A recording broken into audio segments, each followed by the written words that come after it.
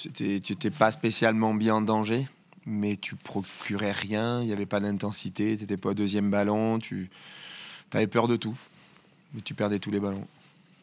Je me suis posé la question que c'était peut-être des consignes pour essayer de ne pas trop se brûler l'énergie et de tenir tout le match. Non, non, pas à ce point-là, non.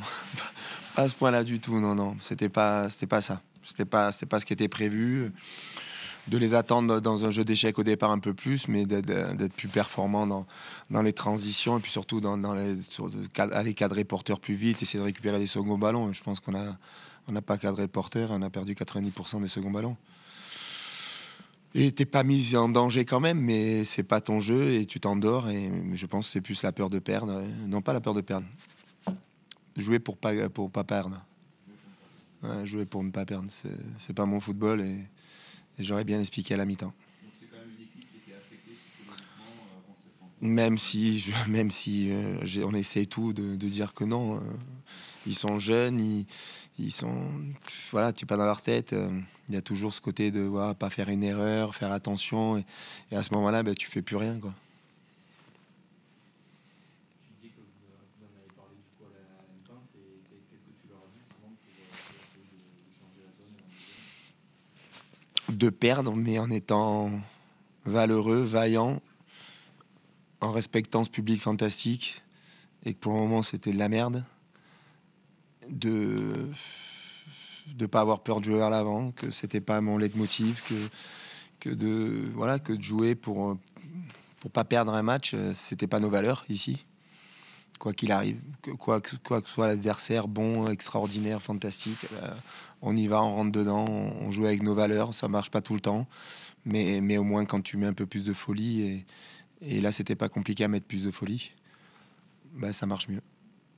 Ça doit être le but du coup de Bouchard qui relance totalement le match et qui fait prendre confiance à l'équipe. Ouais, déjà un peu avant le but, je trouvais que c'était déjà mieux dans les cadrages, dans l'intensité, dans le coulissage, dans les sorties sur l'adversaire, de mettre plus sous pression. Juste avant, ils ont raté un ou deux ballons où tu vas un peu plus vite sur eux et tu les mets sous pression.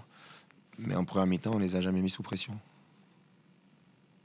On a le sentiment que ce but, ce que je demandais à Fleury tout à l'heure, c'est que ça leur a fait du bien psychologiquement, ça a un peu nettoyé toutes les merdes qu'il y avait finalement. Cette équipe qui s'en sortait pas.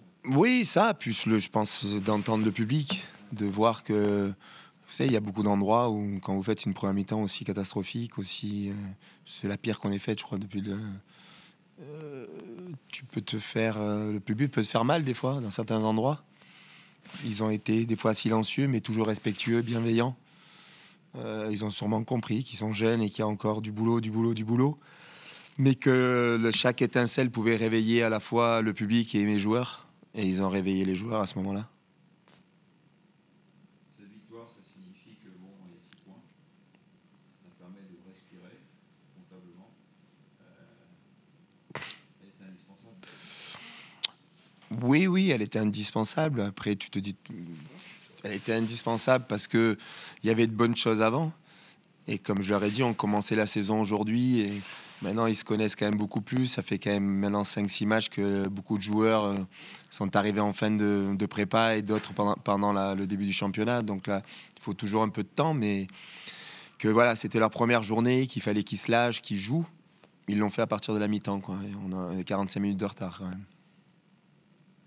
Et aussi symbolique, c'est de battre le Genève, qui est quand même en arrivant, qui était quand même le deuxième Oui, c'est aussi voilà, c'est une très belle équipe et de montrer on est capable de battre des équipes du haut de tableau et de faire une deuxième mi-temps où on est très peu mis en danger et qu'on fait une belle deuxième mi-temps.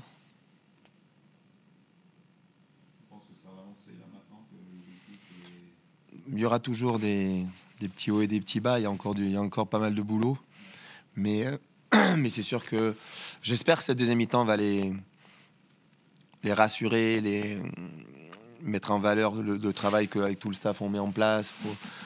C'était pas toujours magnifique ce jeu vers l'avant parce qu'il y a encore de la crainte. Mais à un moment, on est arrivé à remettre la pression qu'on était capable de mettre la saison dernière et qu'ils sont capables de mettre et qu'on a mis par moment dans pas mal de matchs. C'est les 3 derniers, Amiens, Laval et EAG. Et que là, on n'avait rien mis du tout, quoi. Pour moi, on gagne ce match avec la pire mi-temps de ce championnat, de notre championnat. Ce sera ma dernière question. Le dernier quart d'heure, j'ai vu la 75e minute arriver. Tu as eu peur un petit peu? Le syndrome du dernier quart d'heure? Non, après moi quand je suis dedans, je pense pas. Je pense qu'on a les opportunités. Et puis je trouve que les rentrants ont été très très bons. Et quand tes rentrants sont très très bons, ça change quand même beaucoup de choses, quoi. Ça change énormément de choses. Même pour l'adversaire qui se livre plus, c'est plus difficile. Et quand tu as Ibra, Nolan et Awanis, qui, comme ils sont rentrés, voilà, après tu as toujours peut-être au fond de ta tête un truc. Je crois que le seul moment de danger, c'est on dégage, ça tape dans la tête de quelqu'un, ça repart. Tu te dis, waouh, pas ça. Voilà. Mais c'est retombé sur une bonne personne, donc sur un de nos joueurs. Donc voilà. Mais ouais, mais c'était important aussi ça, de tenir. Ils ont beaucoup appris sur pas mal de matchs, de petites erreurs, où ça a toujours basculé du mauvais côté. Et puis voilà, là aujourd'hui, alors j'espère qu'on fera pas toujours cette première mi-temps parce que c'est pas l'image de notre football et c'est surtout pas l'image de notre public. Même si ça permet de gagner, pourquoi pas? En étant quand même un peu plus dans l'agressivité, dans l'intensité quand même.